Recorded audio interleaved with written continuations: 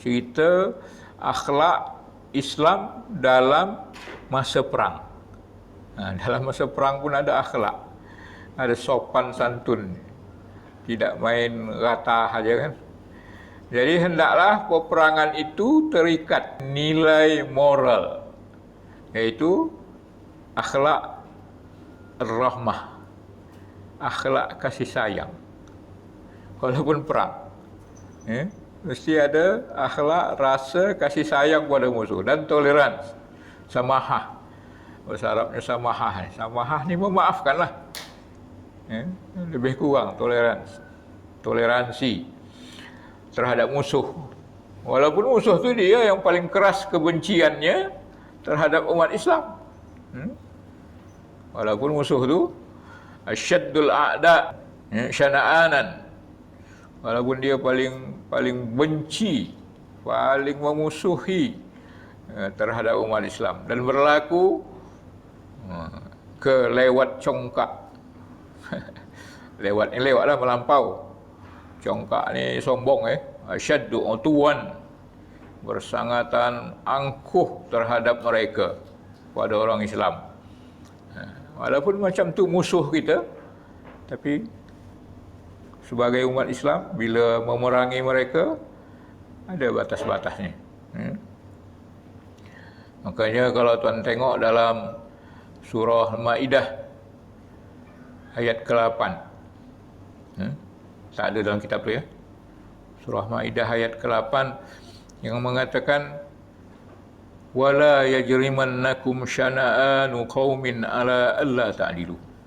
Kamu tak boleh melampau sehingga kamu buat salah, buat jenayah kerana bencinya kepada satu kaum.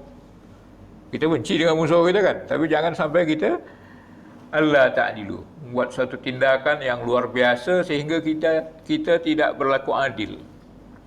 Itu nasihat Al-Quran. Ini jelas. Jadi macam mana pun benci kita semua orang, tapi jangan sampai kita melampau sehingga kita tidak berlaku adil. Namanya musuh peperangan kan. Kalau tak salah saya, hukum antarabangsa pun ada. Ini ada sebut tu, kalau tentera payung tu turun, tentera tu turun pakai payung tu kan, dia tak boleh tembak dari atas. Ada juga antarabangsa pun tak boleh tembak, walaupun dia turun kan jadi musuh, tapi masa dia di atas, wallahu a'lam. Jadi ayat kita ni pun macam itulah.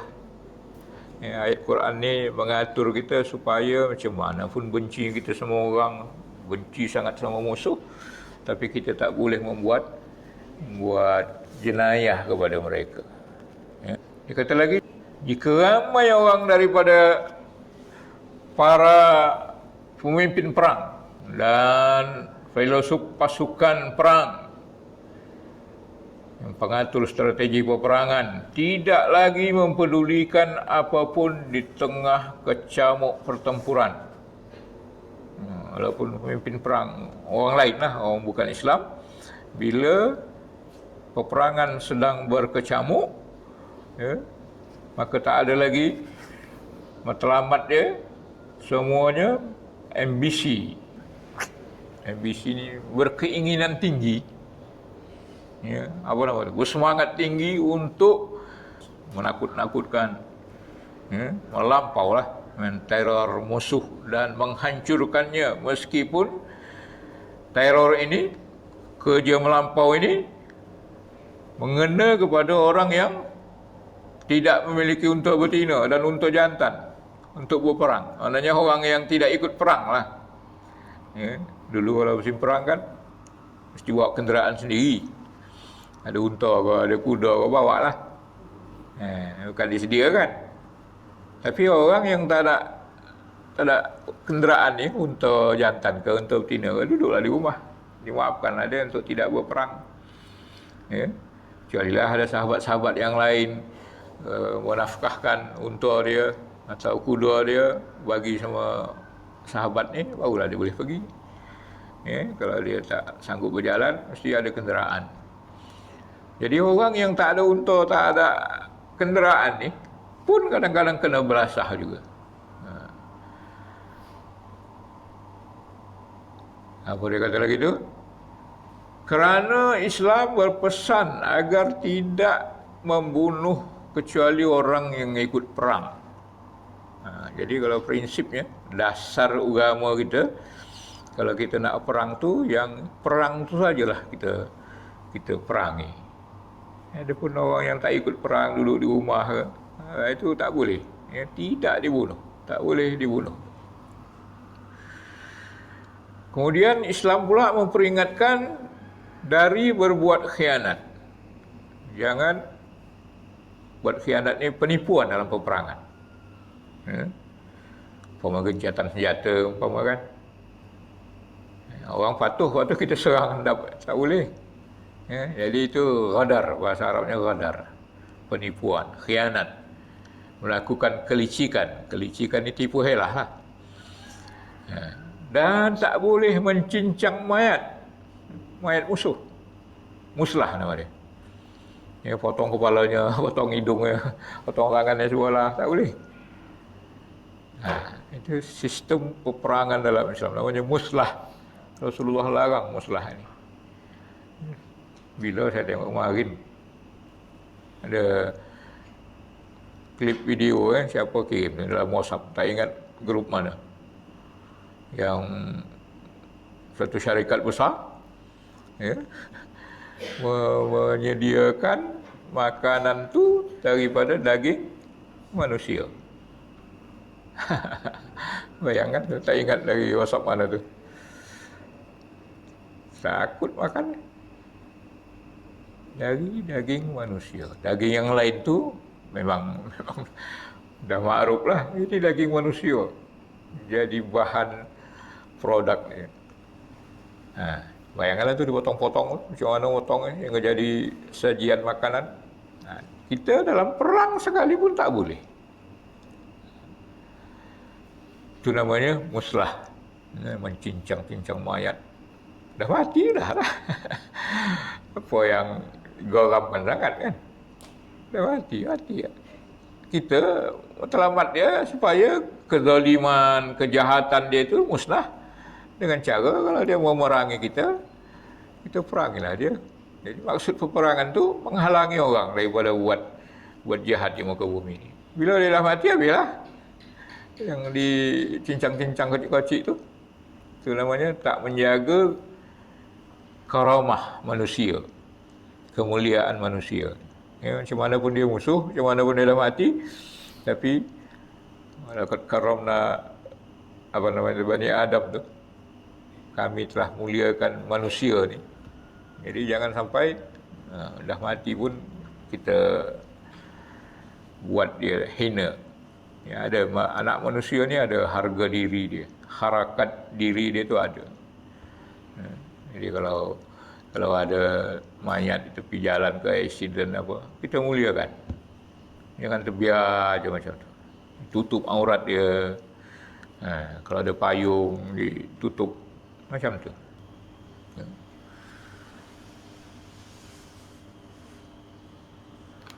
Apalagi dia kata tu, mau nebang pepohonan, pokok-pokok tak boleh tebang. Apa salah pokok kan? Biarlah dia hidup. Ini habis satu perkebunan tu, satu ladang gotah, ladang sawit habis dibom sehingga tak boleh jadikan hasil mahsul lagi.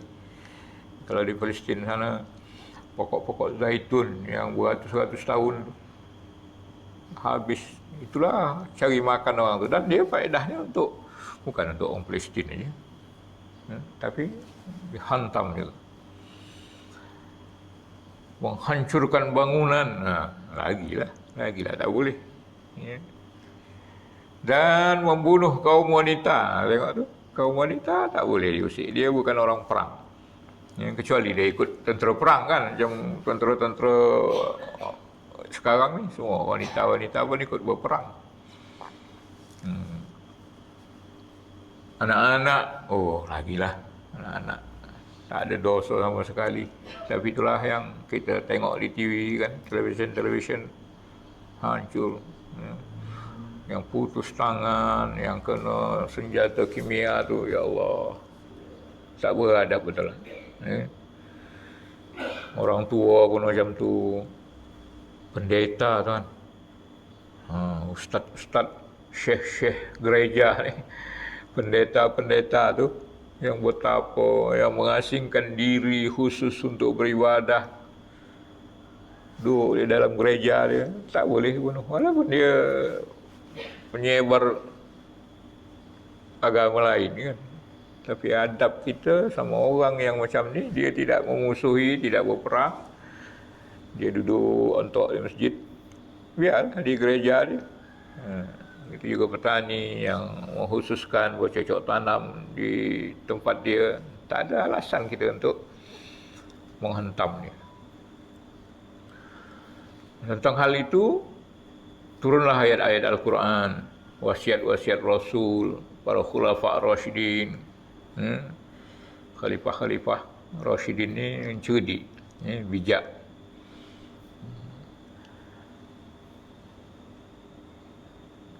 Ada dalam surah Al-Baqarah kata, wa qatilu fi sabilillahil ladzina yuqatilunakum wa la ta'tadu. Itu jelas sangat ayat. Innallaha la yuhibbul mu'tadin. Qatilu, perangilah. Tuan-tuan belajar sikit bahasa Arab. Qatala, membunuh, sepihak. Sepihak, bunuh. Qatala namanya. Jadi kalau perintah dia, uqtulu, perintah bunuhlah olehmu. Wawnya tu kamulah. Yang ini bukan uqtulu. Qatilu. Jadi bukan daripada qatala, membunuh, tapi daripada qatala. Bila ada alif itu tengah, qatala, dia dilakukan oleh dua pihak. Jadi jangan kita nanti, dahsyat ayat Quran ni menyuruh orang bunuh. Sebab qatala, membunuh. Jadi qatilu, bunuh kamu lah, bukan. Qatala tu salib. Jadi agama Islam ni ada peperangan sebab orang perang. Jadi kita perangilah. Bukan orang diam-diam kita bunuh, itu bukan peperang namanya, bukan qatala namanya, tapi qatala. Nak faham juga bahasa Al-Quran ni. Kadang-kadang orang-orang musuh Islam ni nak memburukkan Islam ni, sedangkan dia tak belajar bahasa Arab, tak pernah belajar bahasa Arab. Dia orang Islam, dia ustaz, tapi tak mendalami tata bahasa ni, dia murtad. Apa punca dia murtad? Sebab ayat-ayat Quran yang dia tak fahami betul-betul. Jadi kita faham itu, qatala. Jadi qatala tu perintah dia qatil, perangilah, balaslah serangan orang lah, macam tu. Sebab dia dua pihak. Faqatilu fi sabilillah, perangi kamulah, atau seranglah mereka, kena timbul serangan, maka serangilah mereka, balaslah serangan mereka, tapi dengan niat fi sabilillah, untuk agama Allah ni, untuk agama lah. Bukan sekadar untuk menjajah, menjarah harta hasil mahsul negara yang kita serang. Ini tidak fi sabilillah, kerana nak agama Allah. Siapa yang mesti kamu qatilu tu? Allazina yuqatilunakum. Qatala, fi'il mudhari' dia, yuqatilu, present tense ni. Qatala yuqatilu. Jadi allazina yuqatilunakum, yang menyerang kamu. Jadi kita serang ni bukan orang-orang tua yang duduk di gereja apa semua tu.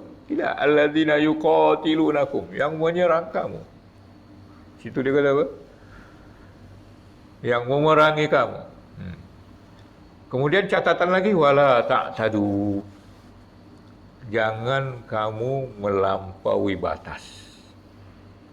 Macam mana pun kamu membalas serangan orang, tapi jangan sampai melampaui batas. Sebab apa?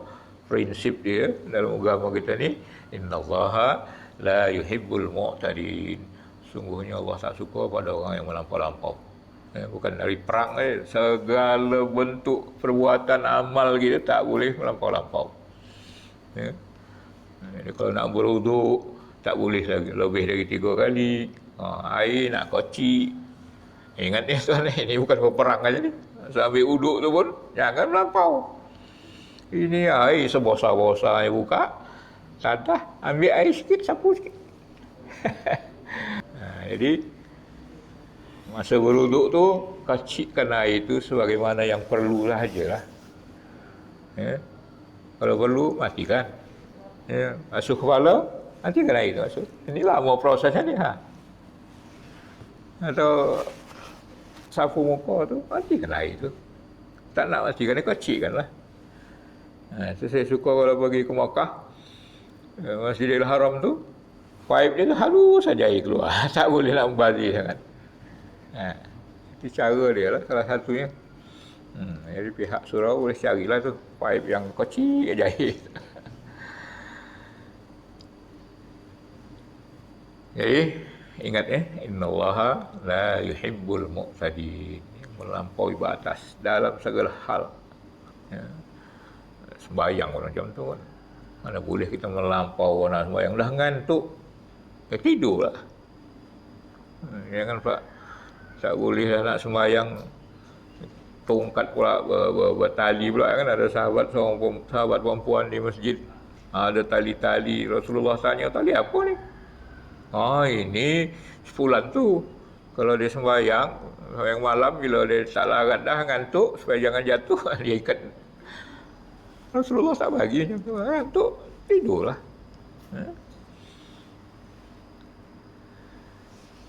Dan tersebutlah dalam sunnah. Tadi ayat. Dalam sunnah pun macam tu. Ya. Sunnah Nabi SAW berwasiat pada para sahabatnya ketika berangkat perang dengan sabdanya, "Idza ammara amiran ala jaishin." Bila Rasulullah SAW memerintahkan seorang amir, seorang panglima perang ke atas panglima perang ke atas tenteranya, atau perang tu yang tak diikuti oleh Rasulullah SAW, awsahu fi khasatihi bi taqwallah. Rasulullah wasiatkan mereka pada orang-orang ni supaya takwa kepada Allah. Dan begitu juga orang-orang yang muslimin bersamanya. Supaya buat baik. Barulah dia kata, "Uzu bismillah fi sabilillah." Perangilah dengan nama Allah fi sabilillah, dalam peperangan fi sabilillah ni. Qatilu man kafara billah. Seranglah, tengok ayat tadi qatilu, Rasulullah pun guna qatilu. Serang, balaslah orang-orang yang kafir dengan Allah. Uzu, perangilah, wala taghullu, jangan kamu melampau. Ada nasihat Rasulullah SAW. Wala taghdiru, jangan kamu buat helah-helah penipuan. Wala tamsulu, jangan muslah tadi. Cincang hidungnya, korek matanya, penggal kepala, bawa balik sebagai hadiah. Wala taqtulu walidan, jangan bunuh anak-anak kecil. Ada situ ya. Bunuh anak-anak. Hadis riwayat Muslim dalam sahihnya. Kalau nak cari Muslim 1731 ya. Demikian pula Khulafa' Rasyidin. Mereka berpesan kepada para komandan perang. Ini panglima-panglima perang. Apa dia kata? Termasuklah perkataannya, Allah yaqtulu syaikhan. Mereka mengingatkan jangan mereka tu membunuh orang tua, syekh. Syekh ni orang tua tuan. Kalau tuan-tuan pergi ke Arab, syekh katanya, jangan tuan terkejut, saya bukan syekh, saya orang awam. Syekh tu mana ya? Pak cik macam itulah. Ya, syekh. Cik. Wala sabiyan, bukan anak-anak, jangan bunuh anak-anak. Wala mura'atan, bukan perempuan, dan jangan potong pokok-pokok, dan jangan hancurkan binaan-binaan. Ini tak ada dalam kitab tuan ni. sebahagian wasiat Abi Bakar, ini contoh. Tadi umum aja kan, ini contoh. Pada pemimpin-pemimpin perang. Supaya macam tadi juga. Jangan kamu bunuh perempuan. Jangan kamu bunuh anak-anak, baby. Sabi, baby gitu. Orang tua, jangan potong pokok-pokokan berbuah.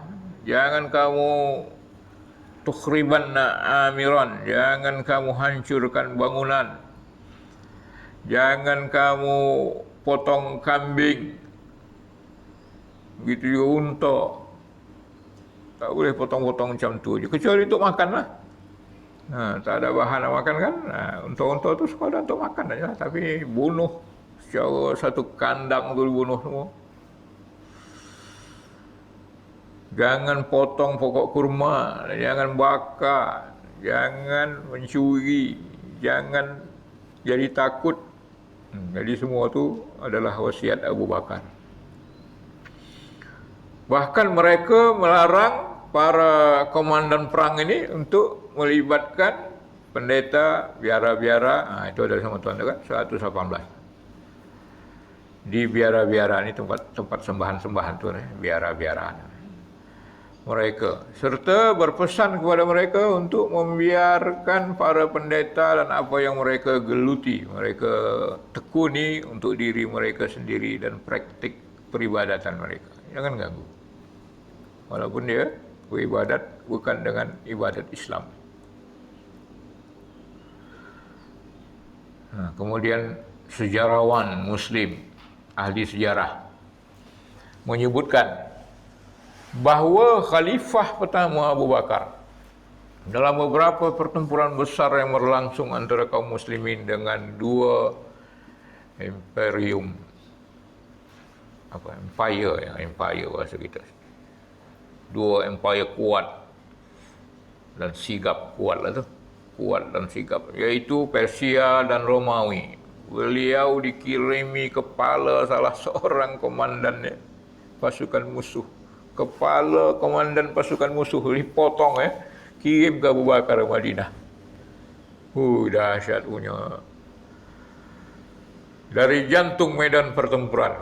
Dari tengah-tengah pertempuran itulah kirim kepala Madinah.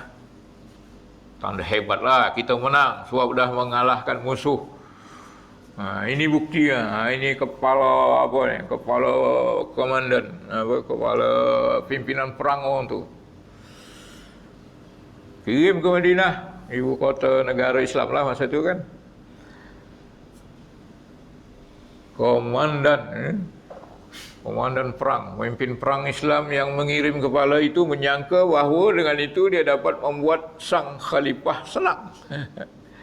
Dia kirimkan tu, wah hebatlah, senanglah hati Abu Bakar radhiyallahu anhu. Tetapi khalifah malahan justru marah. Malahan marah terhadap perbuatan itu. Kerana perbuatan itu merupakan satu praktis yang pencincangan. Muslah lah. Cincang kecil-kecil, kepala potong. Itu adalah dalam kategori muslah tadi. Ada pun situ, muslah. Dan menodai harakat kemuliaan manusia. Betul lah. Menghina harga diri manusia walaupun dah mati. Tak boleh buat. Kalau saya tengok apa tadi, Vietnam ke di mana, kepala manusia tu disusun banyak-banyak. Macam tu sekali dia nak bunuh orang-orang Melayu dulu kan. Melayu di tempat dia orang tu lah. Begitu juga kemudian para sahabat lainnya mengatakan kepada khalifah, sesungguhnya mereka juga melakukan hal itu terhadap orang-orang kita. Dia orang memotong kepala. Macam mana? Maka berkatalah Abu Bakar dengan nada protes, nada marah, apakah kita mengikuti Persia dan Romawi? Jangan kirimkan kepadaku satu kepala pun setelah hari ini. Lain kali jangan buat-buat. Biarlah orang buat macam mana, kita jangan ikut orang. Dia ada apa nama itu? Ada kata-kata hikmah. Amilun nas bi akhlaqika la bi akhlaqihim. Amilun nas, bermuamalahlah, berinteraksilah kepada manusia dengan akhlak engkau. Akhlak kita macam mana? Akhlak kita akhlakul karimah lah. Akhlak Nabi ya. Bukan dengan akhlak mereka. Kita bermuamalah pada mereka dengan akhlak kita, bukan dengan akhlak mereka. Akhlak mereka apa? Menipu. Ya? Tak jujur, khianat dalam jual beli umpamanya, kita pun nipu juga. Tak boleh. Kita tunjukkan akhlak kita. Ya? Jangan dia orang nipu, kita pun nipu juga dalam berniaga umpamanya. Dalam perang pun macam tu lah. Tunjukkan sentiasa akhlak mulia tu. Kita ni penerus generasi penerus risalah Nabi SAW. Nabi SAW, innama bu'istu liutammima makarimal akhlak. Aku ni hanya diutus untuk akhlak yang mulia, untuk menebarkan makarimal akhlak, akhlak-akhlak mulia. Jadi bila kita bertindak, seboleh-bolehnya kita tunjukkan kita ni macam itulah akhlak mulia itulah. Ya, risalah kenabian ni hanya untuk akhlak mulia. Jadi kita jangan kerana benci sama orang tadi, benci sama orang kafir tadi, dia nipu kita tiap hari, sekali kita tipu pula. Jangan. Jadi ingat ya, amilun nas bi akhlaqika, bermuamalahlah, ya, berinteraksilah pada manusia dengan akhlak engkau, bukan dengan akhlak mereka. Itu perlu kita amalkan. Setelah selesai peperangan pun seharusnya juga tidak boleh dilupakan aspek free kemanusiaan ini dan moral dalam perlakuan terhadap para tawanan korban perang. Tawanan-tawanan perang tak boleh bakar, tak boleh diusik. Kalau dia orang kan macam tu, tawanan-tawanan perang tu jadikan hamba abdi, dipukul, dipaksa. Memang ada perhambaan, dalam Islam pun ada perhambaan. Tapi dia dimuliakan. Dan dia digesa, orang Islam digesa, digalakkan supaya boleh memerdekakan mereka. Kafarat-kafarat dosa kita, cara menebus kafarat dosa kita, memerdekakan hamba. Jadi digalakkan memerdekakan hamba itu. Jadi bukan untuk disiksa selama-lamanya. Ya, untuk dijadikan apa? Budak-budak suruhan yang tak ada harga diri manusia dia. Ya, boleh jadikan hamba. Wanita boleh dikahwini. Pun dengan syarat-syarat tertentu. Bukan asal perang tu boleh dia dirogol. Tak boleh. Dia tunggu dulu dia bersih. Macam tu. Dia nak nikah hamba-hamba tawanan perang ni, yang dah jadikan hamba tu, dia ada harga diri, dia ada mahar dia. Tunggu dia dah bersih dulu daripada mungkin suami yang sebelum ni. Kalau dia hamil, tunggu dia lahirkan dulu, kan boleh jarah macam tu je. Jadi ada akhlak lah. Allah berfirman dalam mensifati, dalam menyifati orang-orang yang berbuat kebajikan dari para hambanya, yaitu surah Al-Insan ayat 8-9, ayat 8 dan 9 yang biasa kita baca, kita biasa dengar kan imam baca, wa yut'imuna ta'ama ala hubbihi miskinan wa yatiman wa asiran. Tu tengok. Dan mereka memberi makan, makanan pun makanan yang ala hubbihi, yang masih dia kasih lagi. Makanan yang kita suka. Bukan makanan yang dah tak layak dimakan. Dia bagi makanan tu kepada orang miskin, anak yatim dan orang yang ditawan. Asir. Asir itu adalah tawanan perang. Jadi akhlak orang Islam tu kalau nak beri makanan kepada tawanan, mesti wa yut'imuna ta'ama ala hubbih. Mereka memberi makanan ala hubbihi, yang makanan tu masih kita suka lagi, bukan yang dah tak layak makan itulah kasih kepada orang lain, kepada tawanan. Khasnya dalam masalah ini asiran adalah asiran.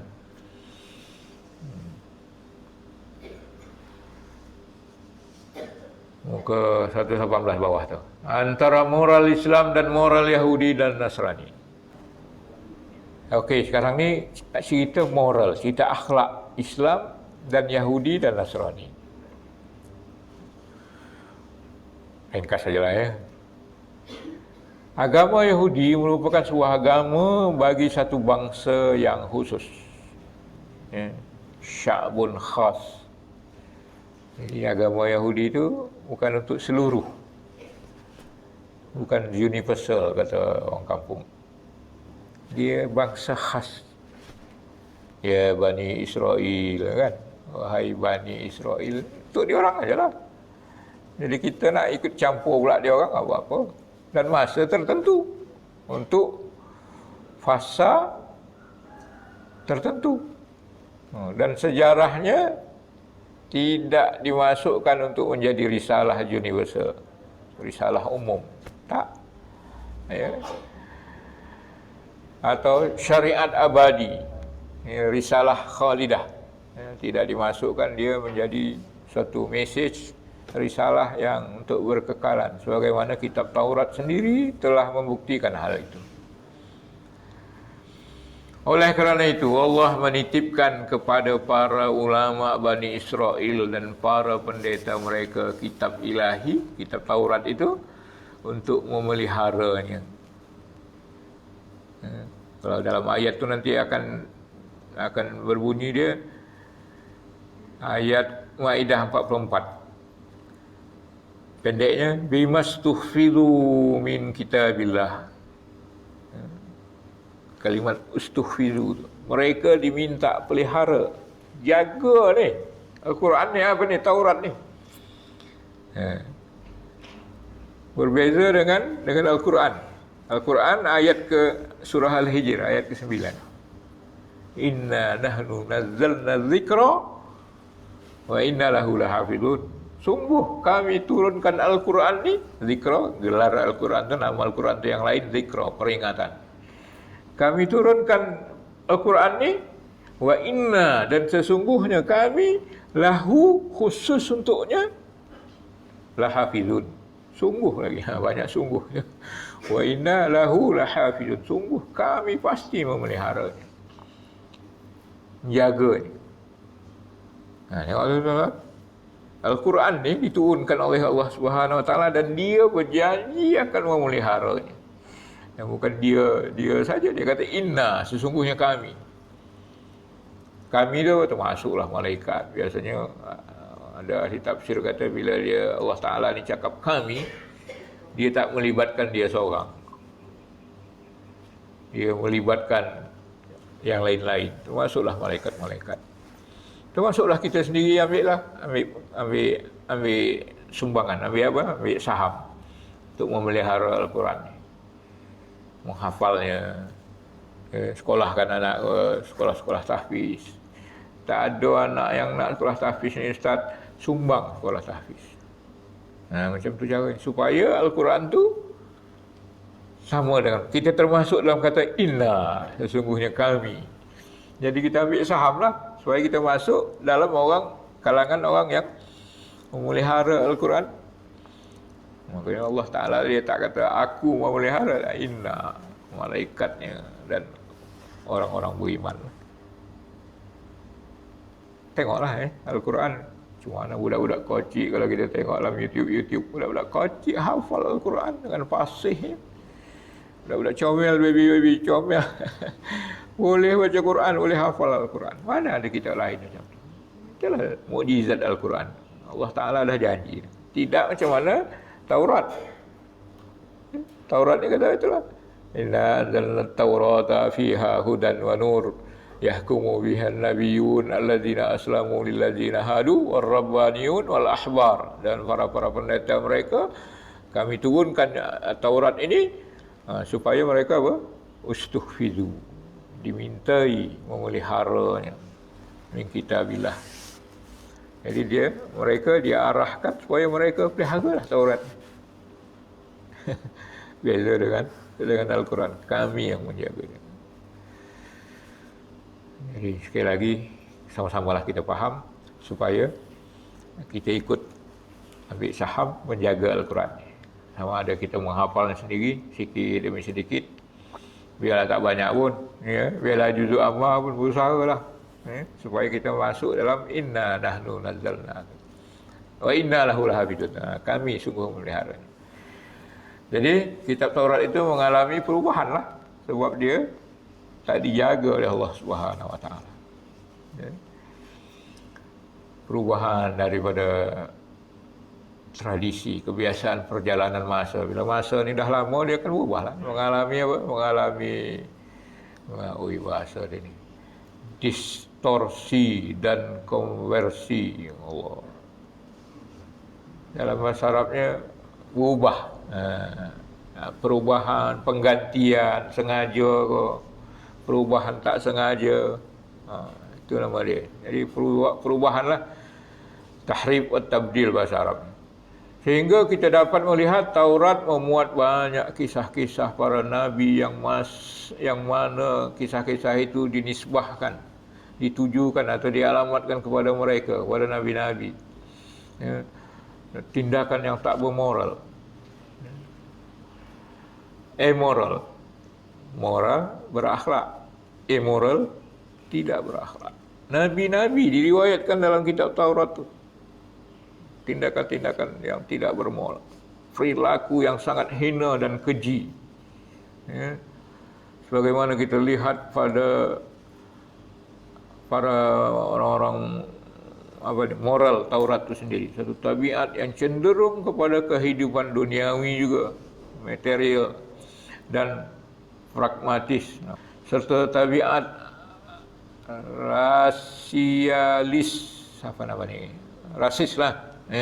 Rasis, ekstrim, melampau, yang banyak berkarakter kekerasan, kekasaran, disertai perintah perhatian yang sangat berlebihan terhadap gambar-gambar dan simbol-simbol keagamaan.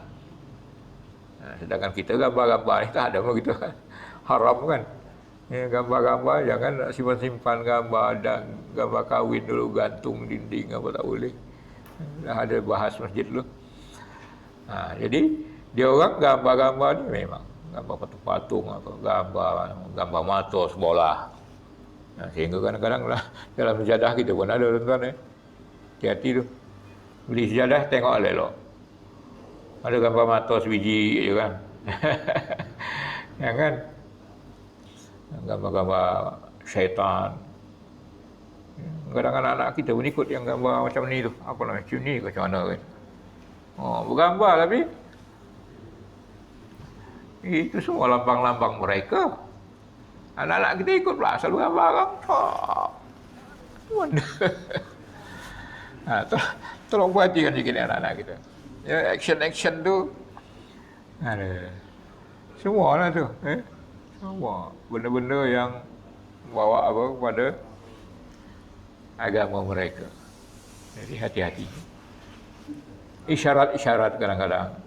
Hati-hati ya, isyarat-isyarat. Ya, ada yang kata ini pun isyarat salib. Kita love kan? Love kecil kan?